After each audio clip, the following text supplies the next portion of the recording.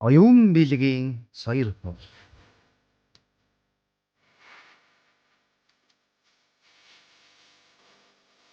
Монгол гэхээр танд хамгийн түрүүнд юу санаанд орох вэ? Нүд алдам, уудам талнуудаг, таван хошуу мал. Магадгүй Чингис хаан түүний төрт улс. Өргөн цагийн эргэлтэнд нүүдлэн амьдардаг ёс уламжлал төгөлдөр ард түмэн санаанд орно үзье. Энэ л ард түмний гоо зүй мэдрэмж, ертөнцийн амьдралыг танин мэдэх, аливаа зүйлсийг бэлэгдэн таашаах, тогтоон барих, өрн дуудах нь цаанаа л нэг учиртай. Аливааг олон талаас нь тунгаан бодох, тунгаан бодсноо аман бэлгэрээ сэцэлэн үеэс үед уламжлуулах нь манай ардын хүн ухаан билээ. Түүнийг бид бэлэг, сургаал, сүйгэрүг, зүүрүг хэмээн нэрлэн ам болон бичгээр уламжлан ирсэн байдаг. Монгол бол оюун санааны үлгийн нутаг. Бэлэг сургаал гэдэг нь их эзэн Чингис хааны болон түүний шадар зөвлөхүүд, за бичгийн мэрэгдүүд, өтгөс номтны хэлсэн цэцэн мэргэн үг, айлдвар, захиас, даалгаврыг үндсэндээ бид нар бэлэг сургаал гэж ерөнхийдөө нэрлэдэг. Үг болгоныг өнөөдрийн амьдралд хэрэгжилж болно. Ардын тэр үг болгоныг, Чингис хааны бэлэг сургаал болгоныг тэр чинь ингээд он цагийн туршид, олон цагийн шалгуураар ингэж дамжигдаж яваад өнөөдрийг хүрчээд байна л да.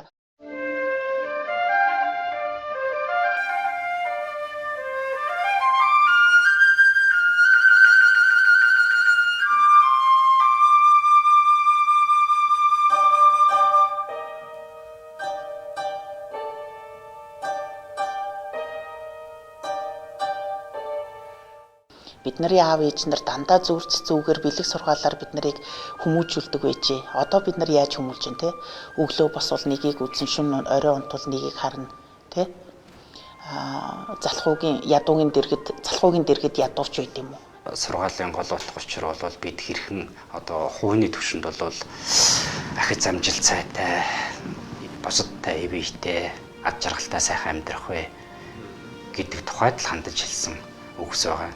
За төр улсын түвшинд бол төр улсаа хэрхэн төвхнүүлэх үү, хэрхэн ард олноо амар жаргуулах уу гэд харилцан адил өөр түвшинд ярьж болно л да. Бэлэг сургаал гэдэг яг тогтсон одоо холбоо нэршил байна. Тэгээ энэ бэлэг сургаал гэдэгт бол хоёр утга байгаа. Нэгдүгээрт нь бэлэг гэдэгт бол мэдлэг гэсэн утга байгаа. Сургаал гэдэг бол хүнийг сургаж байгаа одоо бүхэл зүйлийг багтааж байгаа гэсэн. Тэгэхээр энэ яг илүү дэлгэрэнгүйгээр ойлгоё гэх юм бол хүнийг оюуны болгоод биеийн талаас аль алийг нь зөв зүйтэй амьдрахад чиглүүлж өгж байгаа ийм сургаалаа гэдээ ойлгочих болно. Бичлэгийн хувьд бол бэлэг нь бол хоёр итэ бичигддэг бэлэг сургаал нь. Яагаад тэгэхээр хоёр итэ бичигдэж байгаа бичлэг нь бол хүмүүний оюун ухаан, бэлэг оюуныг нэрлэн бичиж байгаа. Энэ нь бол бэлгэ гэж бичиж байгаа нь бол одоо монголчуудын бэлэгдэлт тэр сэтгэлгээ тий бэлэгдэлтэй холбогдож ирдэг. Бэлэг гэдэг нь бол одоо тэр бэлэг соёлын солилцооны зүйл болоо явдаг. Ийм гурван ялгаатай яригддаг. Монгол улсын ардын багш, төрийн сойрхолт доктор профессор Шарвин Чомабер их эзэн Чингис хааны бэлэг сургаалыг судлах асуудалд өгүүлэлтэн Чингис хааны бэлэг сургаалын язгуур их сурвалж нь Монголын ард түмний олон үеийнхний оюун ухааны охиолсон ардын аман зохиол байсан. Чингис хааны бэлэг сургаалын гол цөм сүнс сүлдэр нь эзэн богдын унган ухаан, төрөлхийн оюун байна. Бусдаас сурч мэдэх, ялангуяа мэрэгэн сэцэн хүний сургамж зөвлөмжийг тун эрхэмлдэг хэмээн тэмдэглэжээ. Угтаа хаан бэр дээд тэнгэрээс заяасан ухаан бэлгээ дэлхийн мэрэгдийн оюуны өвсангаар сэлбэн дэлгэрүүлэгч байжээ. Сая түмэн буурлын домог салхины аяар хуйлраад байна. Богд Чингисийн үлгэр түүх баатарлаг туйл хайлаад байна. түмэн жилдүүл алдрах төр улсыг байгууллаа. Тэнгэрт сөрөгчдийг мөхсгөн эрхвш биеэр дайлан арилгана. Тэнгэрийг дагагчийг мөхсгөн хүндлэн өргөн. Алд бие минь альжаа бас альжаа тугай. Ахгүй төр минь хүү алдар тугай.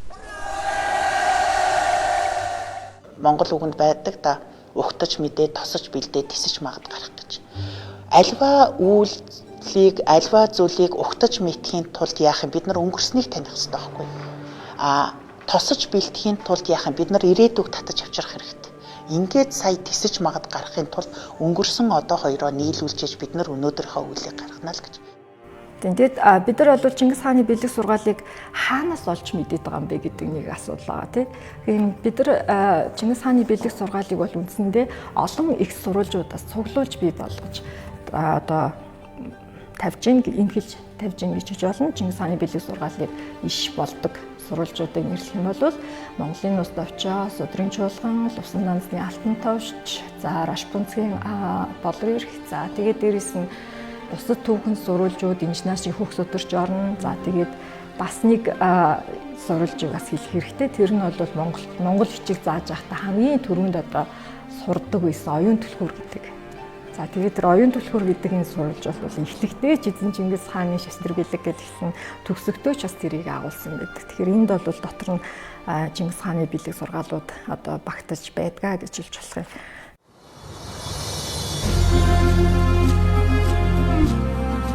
Оюун түлхүүр судар оршвай. Эд лам гурван эрдэнэт итэг муй. Эрдний богд Чингисийн зохиосон шастрыг очуухан сануулахын учаар.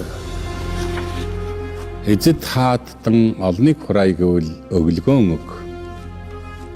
Осолдолгүй явъя гэх юм бол төшмөдэн өрг. Агуу хүчин ихтгий гэвэл зэрэгэн асар. Уудам сул жаргыг гэвэл ийн хичээ.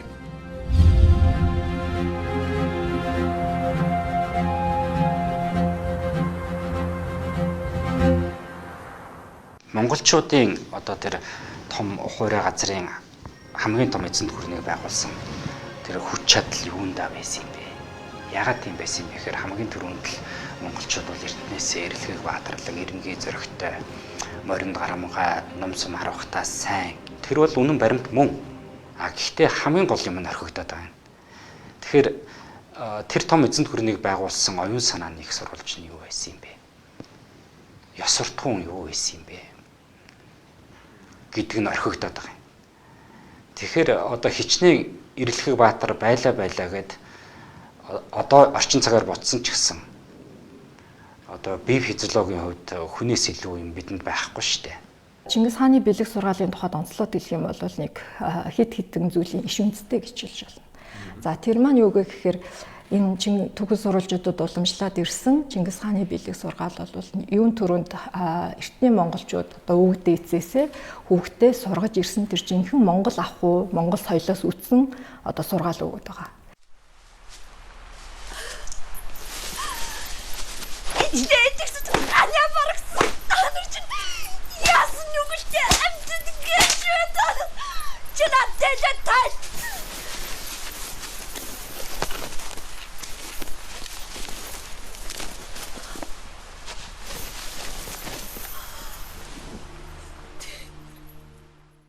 За дараагийн нэг хэсэг нь бол Чингис хааны өөрийнх нь суу бэлгээс бүтсэн одоо амьдралын туршлага төрийг байгуулсан түүх энэ бүх одоо өөрийнх нь суу алдраас бүтсэн ийм сургаалууд байдаг. За ялангуяа энийг бол зөвхөн бид хэлээд байгаа биш. Ээж нь өөрөө Чингис хааныг бол Тэмүүжин хүмүн цээж эрдэмтэй бүлгээ гэд биччихсэн байдаг. Тэгэхээр энэ бол Чингис хаан одоо бусад хүүхдүүдтэй харьцуулахад эрдэм мэдлэгээр илүү суу бэлэгтэй гэдгийг бол ээж нь мэдчихсэн гэсэн үг юм. Тэгэхээр энэ бол өөрийнх нь бас сургаалууд байдгаа гэж ойлгож байна. Тэгээ энэ дэр миний хэлэх гээд байгаа гол санаа бол хамгийн гол хүчин чадал нь тухайн цагийн монголчуудын ёс журам, ёс жудаг.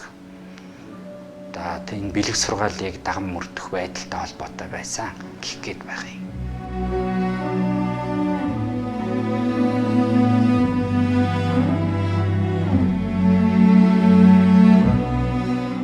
Цас бүргэдийг цас шиг унагж таван твийг аянга шиг дөргүүлсэн Талын Баатар Чингис хаан урсах гол шиг үгтэй төржээ.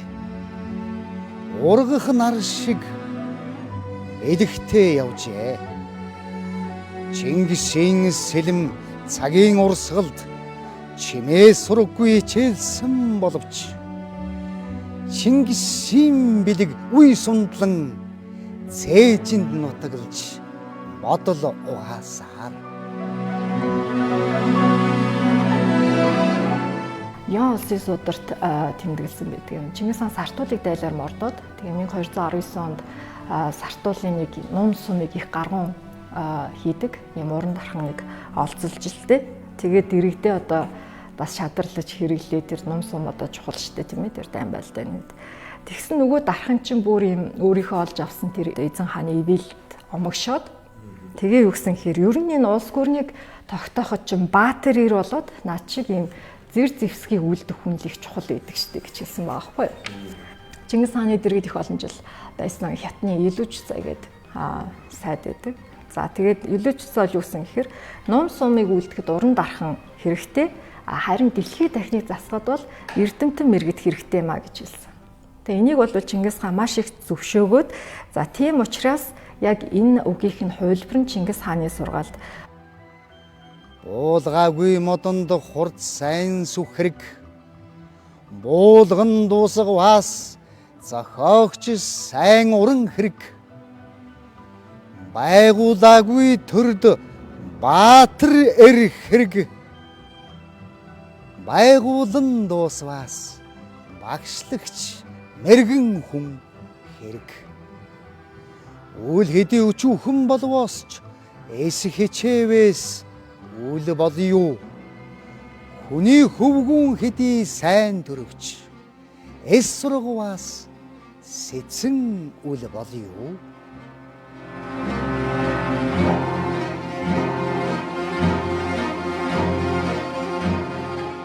Хамгийн эрдэмтэн хүмүүсийг ойрт байлгаж тэгээ дээрээс нь тэднээсээ суралцдаг.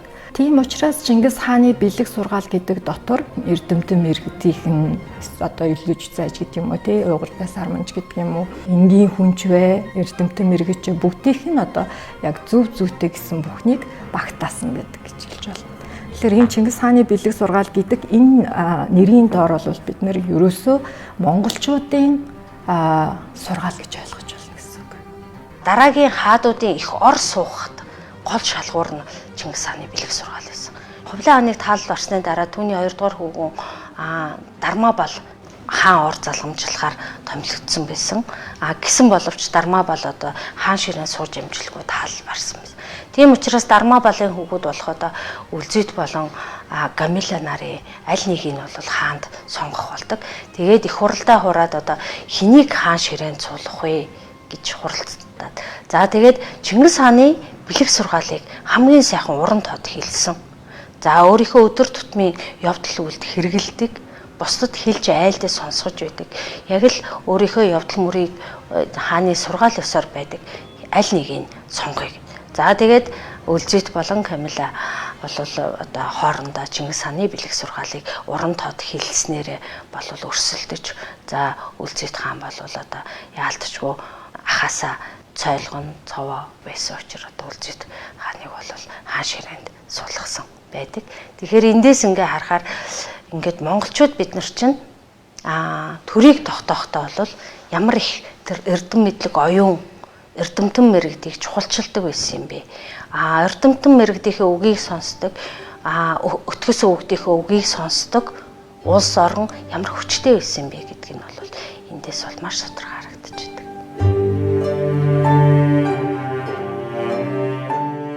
Би хэмээн бие таньж бэлэг оюунан хурцал тугай зүдэрч бүтээсэн төрийг минь зөв сайнаар зас тугай төрийн эзэн хаан сэцэн мэргэн болвоос төрүүлсэн эцэг их бүтэн болвоос төрөлдсөн ах дүү өрөн болвоос. Төр ёсыг мэдгч төшмөлтэй болвоос. Турмгийн дайсныг дарагч зэрэгт болвоос. Төв анх учирсан гэргий ба хөвгүн ачгүй мэнд болвоос. Түгээмэл ирэхэд тэнгэр эвээх бөгөөс. Төвшин их жаргал тэр буй хэмээн зарлиг боллоо. Оюун ухаантай цэцэн мэрэгэн хүүхдээ зөв сайхан одоо ингээд үнэлт өгөлт гаргаад хилээ явж байгаа бол нөгөө 9 өрлөг одоо өнчүү хүүгүнтэй цэцэлсэн шитрийг бид мэдэн шүү дээ. Доорд жирийн өнчүү хүүгүн байсан ч гэсэн өөрийнхөө хажууд аваад тэр өнчүү хүүгүний хэлсэн үгийг бусад одоо өрлгүүдтэй хэлж та нар өнчүү хүүгүнээс одоо ингээд дор бодож байна. Энэ хүүгийн зөв байна гэх хэмжлээ. Тэгэхээр хааны ерөнхий бас нэг үзэл нь бол эрдэм мэдлэгийг маш их чухалчилдаг байсан. За тэгээ өнчүүн хүүгүний цэцэлсэн шастар дээр өнчүүн хүүгүний одоо хамгийн гол хэлсэн зүйл нь юу вэ гэхээр энэ дээр байна л да. Өргөлж их уул улиг биш үү? Өсөд үүнийг төвчүүл бэлэг биш үү? Учиртай сайхан уул жаргал биш үү? Унтал их согтвол мунхаг биш үү? Гэсэн ийм үг хэлсэн байна. За тэгэхээр эндээс үүдээд тухайн цаг үед одоо энэ арх дарсыг монголчууд ухаантай юм да гэж хэлдэг байсан гэж багш нар бидэнд заадаг байсан. Сэнгэмчийн юунд ийм тэрслэг үг хэлж. Хаанхын сэтгэл рүү мистер нүг.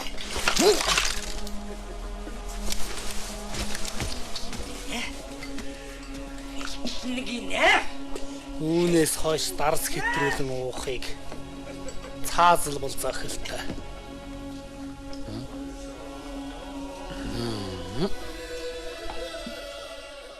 Ерөөсөө ухаантай өхөний ундаа гэдгийн утга нь юунд байна вэ гэхээр арх дарсыг хэрэглэж болно. Хэрэглээд хүн одоо цэнгэл идлэх тэр хэр хэмжээ нь юу вэ гэхээр ухаанаа алдаагүй байх үе. Тийм. Тэгэхээр ухаанаа алдталууж болохгүй л гэсэн ийм нэг хэмжүүр гарч ирж байна.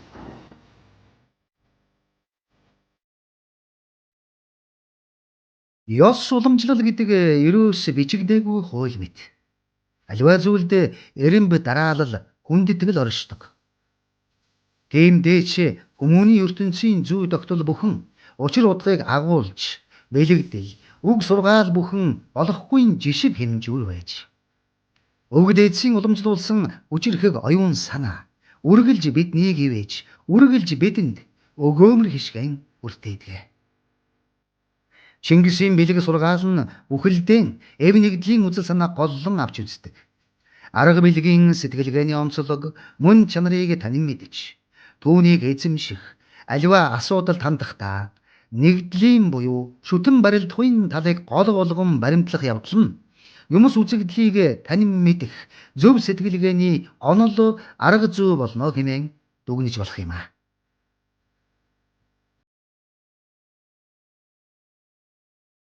Хүн болгон мэддэг те сэтгэлийг нь дагуулвал биеийг хаалтах вэ гэж.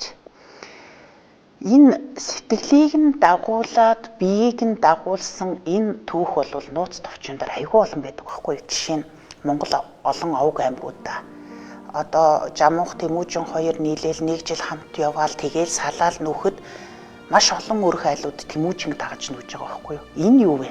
Жилийн дотор Тэмүүжин өөрийгөө хинбэ гэж харуулаад тэр ард түмний сэтгэлийг нь дагуулчихж байгаа. Тийм монголчуудын түүхэндээ бүхий цаг үеэсээ аваад одоо чухалчилж ирсэн шин чанаруудыг бас багтаасан гэдэг байхгүй. Тэгээ энэ юу хэлж болох вэ гэхээр үнэн шударгаахыг сургадаг, EVE гэрхэмлийг сургадаг. За тэгээд энэ ямар нэг юм хов хатгаан үгээс хол байх, хов живээс хол байх тий энэ зүйлийг бас сургадаг. Одоо хүмүүс бас ярьдаг штэ. Эвтэй бол хүчтэй монголчууд EVE-тэй байх тусмаа хүчтэй байдаг гэдэг. Энэ юм л дээ. EVE гэдэг бол хоёр биений явдал байхгүй юу? Одоо хоёр хүний хооронд EVE байдаг. Олон хүний хооронд E байдаг байхгүй. Тэгээд EVE бэхлэн гэдэг бол хамгийн багадаа хоёр хүн хоорондох EVE. Одоо эхнэр нөхөр хоёр те аав хүү хоёр, ээж охин хоёр ч гэдэг юм уу. Хоёр хүний хоорондын EVE. А нөгөө талаас нь энэ олон хүмүүсийн хоорондын энэ бэхлэгдчихэж энэ EVE бэхжүүлнэ. Эвтэй байхдаа хүчтэй ч гэдэг юм уу те. EVE-ийг хэрхэмлэх тухай маш олон сургаалууд байна л да. Энэ зүйл дээр яагаад EVE гэдэг бол өнөөдөр бүх одоо үйл ажиллагаа бүх зүйл чинь л хүмүүсийн харилцаа болоод хандлага гэдэг хоёр юм дээр л тогтож штэ. Тэгэхээр ямар харилцааг бий болгох вэ гэдэг чинь бол нөгөө хамгийн тэр анхны тэр харилцааны гол мөн чанар чинь тэр эвтэй байх тухай. Тэгээд олон нийтээр ихтэй байх тухай энэ л сургаал.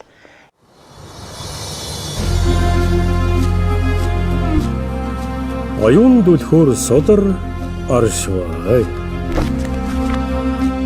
Эд лам гурван эрдэнэт итэг мөй.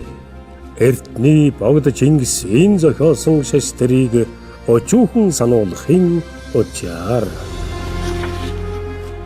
Хотл үгийг ердөө тавьж хүм мэдвэс бие хөнгөрмөй. Бардам хатуу үгийг орх. Хүм мэдвэс өшмөй.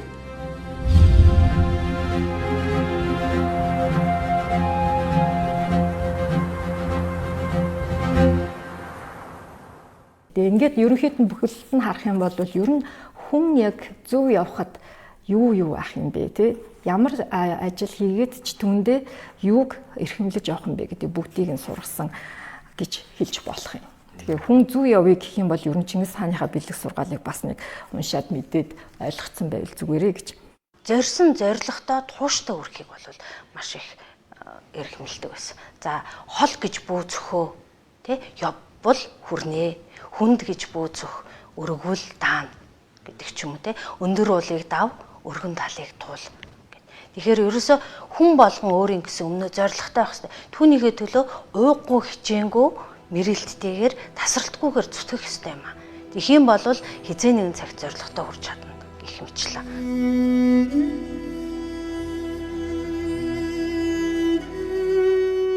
Чингис хаан бэр Элиу Цуцамитийн хариулсан эрдэмтэн мэрэгдтэй зөвлөн ярилцаж сургаал номлолыг нь сонсож сэтгэлдээ нийцсэн зохист үгийг өөрийн бэлэгт шингэн сурган соёдог байжээ.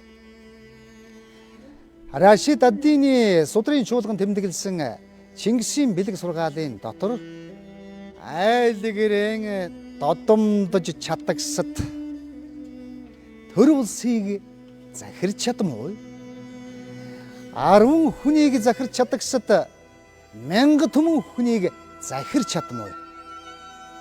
Өөрийн хэргийг шийдвэрлэж чадагсад төрийн хэргийг шийдвэрлэж чадах бөгөөд дайсныг сэргийлж улсаа хамгаалан чадмгүй хэмээжээ. Рашид ад-Дин. Хожмоо Чингис хаанаас хойш тэгээд Алтан уургийн ноёдууд яаж Чингис хааны сургаалыг Алтан авдарт хатгалаад за тэгээд жилийн эхэнд буюу их хуралдаа хурж байх үед эсвэл Чингис хааны сургаалыг гаргаад уран тод уншиж ноёдуудад байнга одоо жилийн эхэнд болон одоо жилийн дунд байнга сонсож санаж сэрүүлж сэрэгдэг байсан. Тэгэхээр энд юу юм гэхээр ноёдууд бол хааны сургаалыг сонсоод хааны зарлиг, цааз, ёс болгосон зүйлийг сонсоод дараагийн одоо өөрийнхөө доорх одоо ноёдуудад бас хэлж сургадаг байсан. Тухай түгэн тэмдэглэсэн байгаа.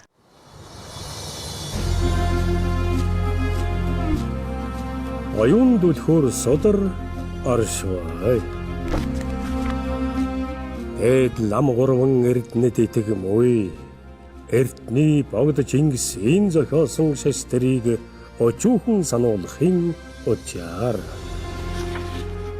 Их багын санааг асууж нэгтгэн ягуутгэлгүй сэтгэлийн угаас барьж шашин амтны тусын тулд шимтэн хамаг амтныг ганц хөвгөн мэт асарч эцэг мэт сургаж их мэт тэжээ.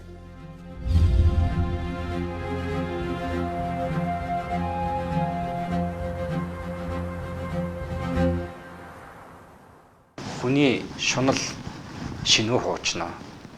Хүний хүсэл мөрөөдөл шинүү хуучнаа. Тэ? Тэгэхээр хүнтэй холбоотой энэ бүх асуудлууд чинь үеийн үедээ л байсан, үедээ шийдвэрлэж исэн.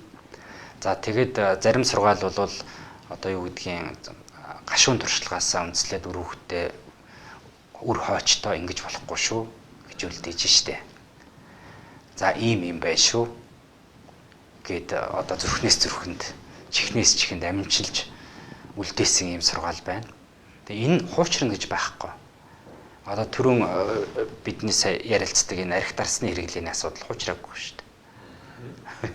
Хуучраагүй.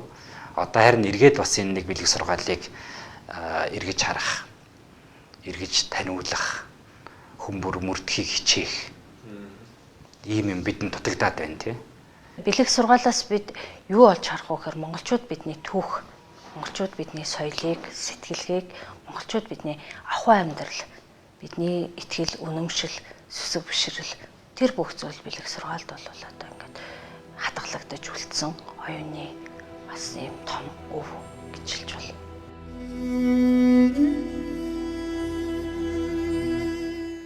Мөн Юан улсын сударт Их Монгол улсын дөрвөн цэцний нэг Уйгурдай сарман өгүүлрөм. Чингис хааны бэлэгт бие зассуга хэмээвэс. Урдаас сэтгэлэн зас. Бусдыг буруушаасуга хэмээвэс. Урдаас бие бурууша хэмээчгүй.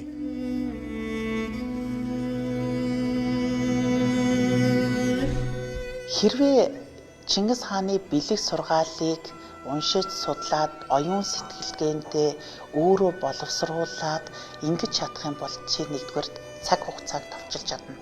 Орон зайг товчилж чадна. Өөрөөр хэлбэл юу гэдэг ийм үг байдаг штэ. Багш гэдэг хүн бол цаг хугацааг товчилдгоо гэж. Өөрийнхөө хэдэн 10 жил сурсан мэдснээ 20 минут 30 минутын хооронд л шавнартаа хилээд өгдөг. Энэ чиний 20 жилийн цаг хугацааг чинь товчлно. Ном гэдэг бол ертөнцийг харах цонхол гэдэг. Өөрөөр хэлбэл чиний очоогүй тэр бүх орон зайг ном гэдэг зүйл дээр чиний нүдэн дээр дэлгээ тавьсан юм шиг л тэнгис талаа гатлуулсан юм шиг л гаргаад ирж тавина. Тэгэхээр Чингис хааны бэлэг сургаалыг чи өөрөө үзээд хамгийн гол нь өөрийнхөө оюун тарихаар боловсруулад энд бол зүгээр нэг бичсэн л зүйл байгаа шүү дээ. Тэгэхээр тэрийг өөрийнхөө оюун тарихаар боловсруулад сая тэр мөн чанарыг өөрөө өөртөө ойлгоод гаргаж ирэх юм бол тэр чиний амьдралын орон зай хийгээд цаг хугацааг товчлох хамгийн гол хамгийн одоо шилдэг сургаалууд байх болно шүү л гэж. Тэгэхээр Чингис хааны бэлэг сургаалыг уншиж таньж мэдэх нь чиний цаг хугацаа хийгээд орон зайг товчлох гэхүүр юм аа л гэж.